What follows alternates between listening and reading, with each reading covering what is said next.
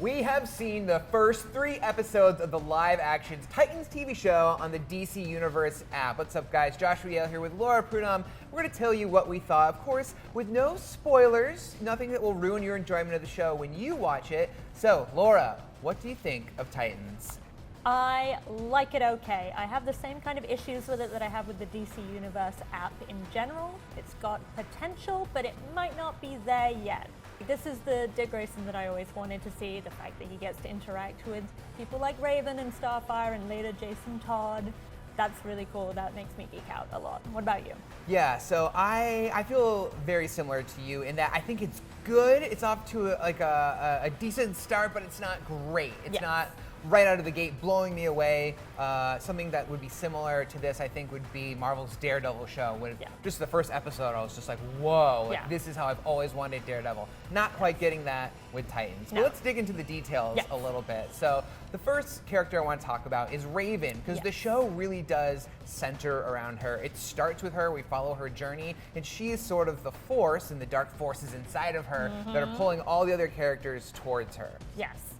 She is iffy for me, and I don't know if that's because I never really had an emotional connection to Raven. I'd never really read the Raven comics or the Teen Titans comics. It just feels very, like they're trying to go for a horror angle. It's very dark and moody, but the actress is not great. And I don't think that's any reflection on her per se. I feel like she's saddled with kind of the worst writing and the worst exposition.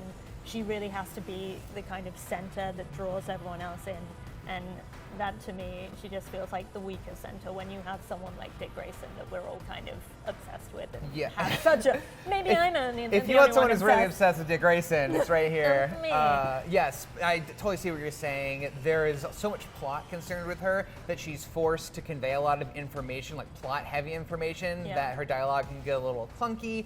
Also, I feel like because there's so much centered around her, we're not really getting a clear slice of her personality. Like, I feel like I don't understand who she is. So it's not the strongest depiction of her, but yeah, she does bring that horror element that is from the comics that, you know, I guess I won't spoil it in case maybe you don't know, but she has this like darkness inside of her. It's that classic horror trope where she looks at a reflection, like this like nasty, horrific face like pops out at her and is like, there's something going on with her, and it's discovery of those powers and how she deals with that darkness that is at the core of her story. That it's appealing, it's interesting, but it's kind of like clunky in the execution. Is it the right thing to build the first season of Titans around? I don't know. Yeah, I feel like the supernatural element does allow them to do interesting storytelling things. Like we get to see an interesting side of the origin of Dick Grayson through her powers, which is really interesting. But yeah, so let's talk about Dick Grayson. You know, you're a big fan, so how'd they do? They did pretty well. I think that for me, when he's out of costume, when he's just Dick Grayson cop,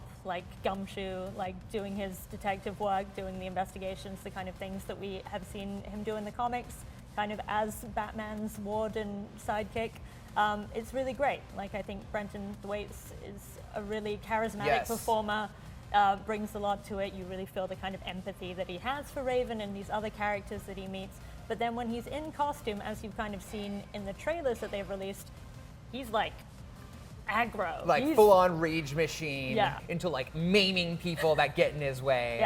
I think it's a little too much. It goes too far in that direction. But I think his material out of all the characters is definitely the strongest.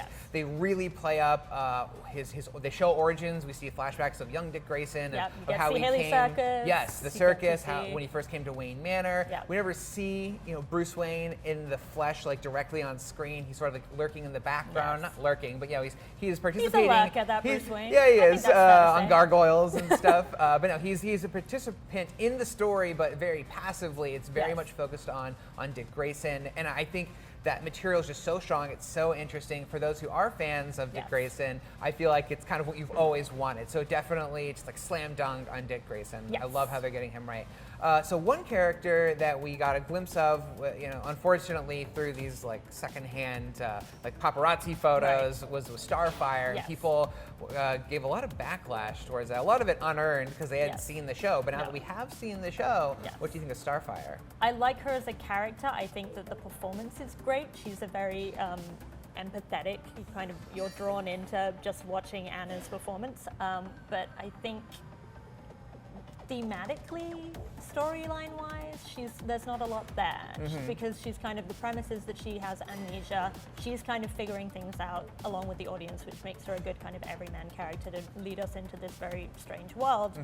But it just doesn't, she doesn't have a lot to do. She's just kind of a blank canvas on which a lot of things are projected, which, you know, is a bit of a waste when it's such a charismatic character. You know, she doesn't even know who she is, so she's kind of learning about who Starfire is very slowly as the audience is. So I see where they're coming from. Yes. Execution, not quite there. Yeah. So one thing we talked about a little bit already, but we have to talk about is that this ultra violence that seems to show up in every episode. What I've characterized it as is unnecessary roughness. Yes.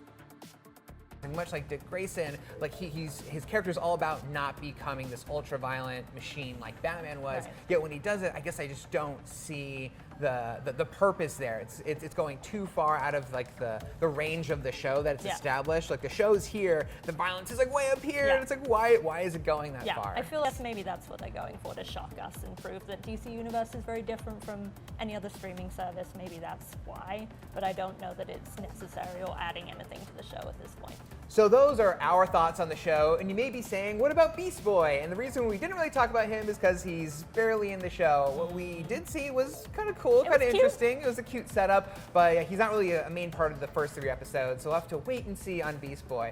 Yeah, so those are our thoughts on everything Titans, and for more on Titans, check out our video on Jason Todd and what he could bring to the show, and our review of the DC Universe app. And be sure to follow and subscribe wherever you like to watch IGN.